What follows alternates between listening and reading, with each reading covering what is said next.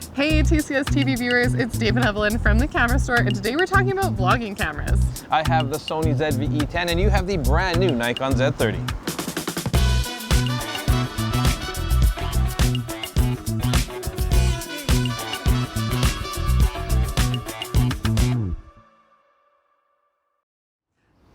As Dave mentioned, I have the Nikon Z30 today, which is taking a direct aim at the Sony ZV-E10. It's getting Nikon into that vlogger-specific, purpose-built camera market. I did a review on the Sony ZV-E10 about 9 months ago, and there's a lot of things I really liked about this camera, but they've been in sort of short supply recently, so it's interesting to see Nikon is following suit with the Z30, which is a direct competitor to this camera.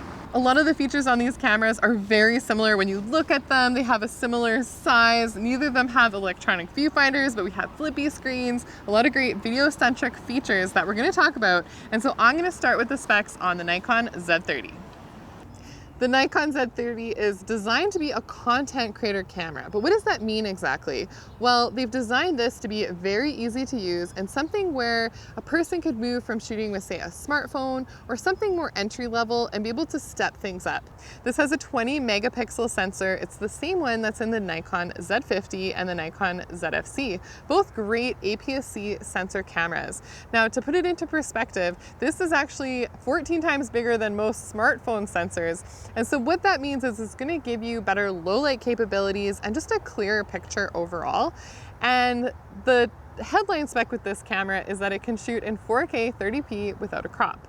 We also like that if you want to slow things down, you have some 1080p options as well. So you can do up to 120 frames per second in slow-mo. And this camera really is designed physically to be great for shooting video. You'll notice on the top of the camera, we have a nice big record button, and we have this fully articulating screen. When you have it out to the side and you're ready to record yourself, the menu and the settings that you see on the screen are pared down quite a bit. And so it's all about simplicity and being able to just go and shoot. And so if you're a one-person show, you're doing things all on your own, I think this camera would be fantastic for doing that. The menu system is built like Nikon's awesome intuitive menu systems. And if you're not familiar with a lot of the settings, we also have a help menu or help guide that's built into the camera. So it's gonna help you walk through all of those different settings and just make your experience that much better. Now, don't tell Dave this, but there are a couple of things that are missing from this camera. The biggest one has to be the headphone jack. We have a vlogger camera where people will be self-shooting, but there's no way to really test or monitor your audio prior to shooting. And I think that's an unfortunate choice. Why they don't put a headphone jack is beyond me. I also am a little bit irked personally just from the still side that we don't have an electronic viewfinder, and all morning I've been constantly accidentally putting it up to my eye, being like, oh yeah, there's no electronic viewfinder. But if you're someone that's used to always shooting just on a screen, that's probably not going to be an issue for you.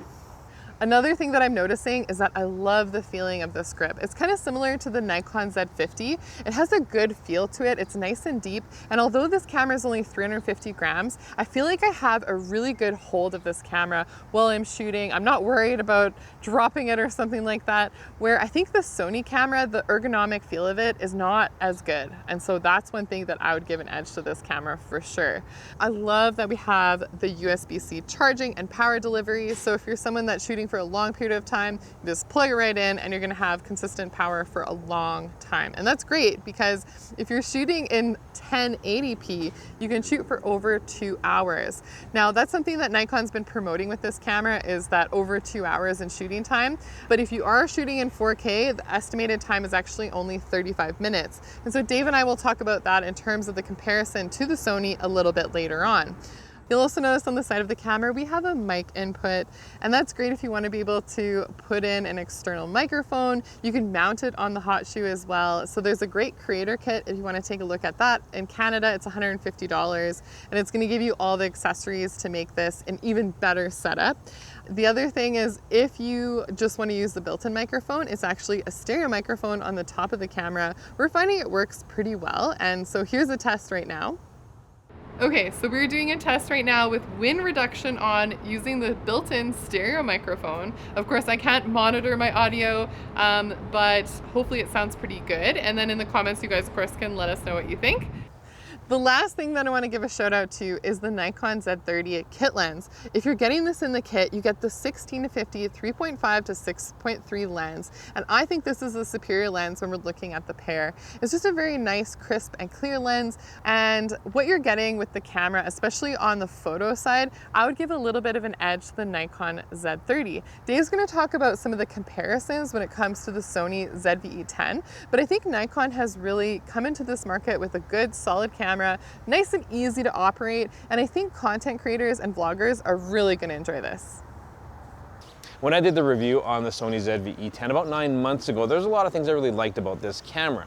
Now we have some serious competition with the Nikon Z30, but the Sony still stands apart in certain aspects. And the one thing that you're going to find comes into play a lot is battery life.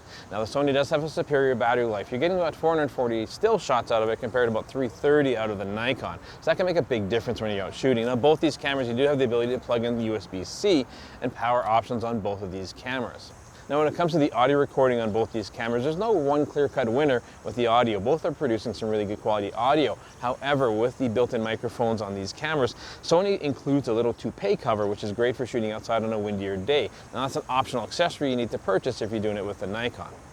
Now this Sony ZV-E10 is slightly smaller and slightly lighter than the Nikon, although I have to give it to Evelyn, I do like the ergonomics on the Nikon better. I find the grip is much deeper, and I do appreciate that more when it comes to handling. Now the other thing that sort of bothers me about this camera is that it's still running the old menu system from Sony, which is a bone of contention for a lot of people. I do like the new generation menu systems they're finding in their current generation cameras. I wish they would have put it in this camera, of course, but it's something you need to work with and deal with if you're working with this camera. Now that being said, the controls on this camera are really quite easy to work with. This is an entry-level camera. It's designed to be as easy to use as possible. The other thing I'm finding is that depending on your lifestyle and your workflow, how important the integration of the camera is. With the Sony ZV-E10, I can simply plug it into the USB-C and it acts like a webcam. If I'm doing that with a Nikon, I still need to run an additional plug-in. Now the last thing I want to talk about with this camera is the kit lens. It is the 16-50 power zoom lens they've been running for quite a while now, and it's not my favorite lens on the market. I do like what Sony's got with their new generation power zoom lenses. They have a great finish to them and a great feel to it. This lens doesn't really have that, although I can use the toggle switch on the camera, so it's more like a point shoot camera functionality. I think Nikon's got the edge when it comes to the optics. Overall, Sony still has a very easy to work with camera that can produce some very good quality content. And I like the fact that their integration into the whole workflow and being able to plug it into your computer and just take it out and use it for longer because the battery life is there makes for a very compelling option on the market if vlogging is part of your life. Dave and I are about to duke it out and talk about how these cameras compare, head to head. But before we get into that, we just want to mention one thing really quick. So not only do we do these camera reviews, but we also sell camera gear for the camera store. If you are Canadian and you want to shop local, we can provide you with all your photographic and video needs. Yeah, head over to thecamerastore.com, the link's up here, and we'll definitely help you out. Now, the important thing. How do these cameras compare, Dave? What is your experience after we've been playing with them side by side? So what I'm finding personally is I actually like the ergonomics much better on the Nikon. It's a much deeper grip. I like the fact that it has dual controls, and now maybe that's coming more from a photographer standpoint. I think it's a better camera for photographers, whereas I find the Sony certainly is very much vlogging specific for this. Yes, you have an edge, and we'll get into that in a second, but I also wanted to just reiterate that this 16-50mm kit lens on the Nikon, I think does give it that edge, again, on the photo side, maybe a little bit with the video quality as well, but you have one big advantage that I'm really missing. So having a headphone jack is crucial, and I think it's a huge oversight on the Nikon. For me, if I'm using my Sony, if I'm working with somebody and they're monitoring my audio, they can hear annoying birds in the background or a plane flying overhead. But with the Nikon, you might be so focused on what you're recording, you just can't monitor what's happening. I don't know though, I think that it is nice to be able to monitor the audio, but it made me start thinking about the kind of user that's gonna use this camera for shooting video, vlogging, all that kind of stuff. And to be honest with you, a lot of people, when they're using their phones to shoot, they're not monitoring audio using headphones. And so I don't think it's that big of an issue or that big of a departure if you're using this camera in that same kind of way. Well, I agree with you on that aspect if you're using it just for casual pickups and shots here and there. But if you kind of want to step up your game, you just don't have the option with a Nikon, where the Sony you do. Fine, Dave, I'm gonna give you that one. I also have to say that I'm jealous that yours comes with a little fuzzy toupee cover for managing wind noise. Mine, it's an additional accessory, but it is nice that that is available. It's a small thing, but I think it's it's an excellent little accessory to get. So, I mean, obviously Sony's paying more attention to audio than I think Nikon is. One thing the Z30 has an edge on the Sony is actually being able to shoot in 4K 30p uncropped. Now, I agree. Now, I can do 4K and 24 uncropped, but if I want to do 4K 30, I have to crop in a little bit. And that's a little bit disconcerting because you get used to a lens in a certain application, and suddenly it's not nearly as wide as you thought it was going to be. Yeah, and to really bring your background in, you need like every little millimeter you can get. So I like that. So it's a series of trade-offs, but I would certainly trade off the ability to have unlimited record time with this camera. Yeah, and that's something that we wanted to emphasize, is that although Nikon is advertising that you can shoot 125 minutes, you need to know that that's in 1080 HD, not in 4K. And so if you're shooting 4K, your record time is going to be limited to closer to just over 30 minutes. In terms of autofocus, they're both performing fairly similarly. They do a good job of tracking the face and eye and move very quickly. However, I do like that on the Sony camera, you have the product mode. So if you're someone that's showing off products or doing a vlog or some sort of content that involves something like that you want to stick in front of the camera, it has a dedicated mode that's easy to understand. On the Nikon, you can do something similar. You just have to go into Auto Area AF, and it will actually reposition the focus if you put something in front of the face. Yeah, so it's a really split decision on these two cameras here. There's pros and cons. They are very similar. The resolution difference doesn't make any difference at all. It's for stills. It's negligible. It's more that functionality. What feature set's going to set it one apart over the other? And if vlogging is 90% of what you want to be doing, the Sony's a fantastic option for that, and the fact you do have audio monitoring. But if you're more of a hybrid shooter where you're doing as many stills as you are vlogging, the Nikon is an excellent option.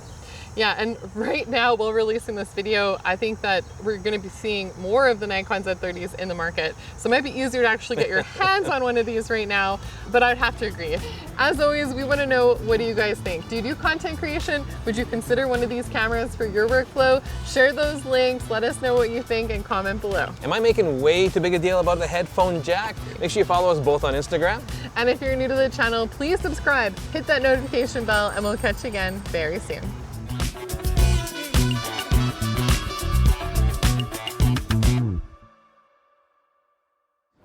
Does Z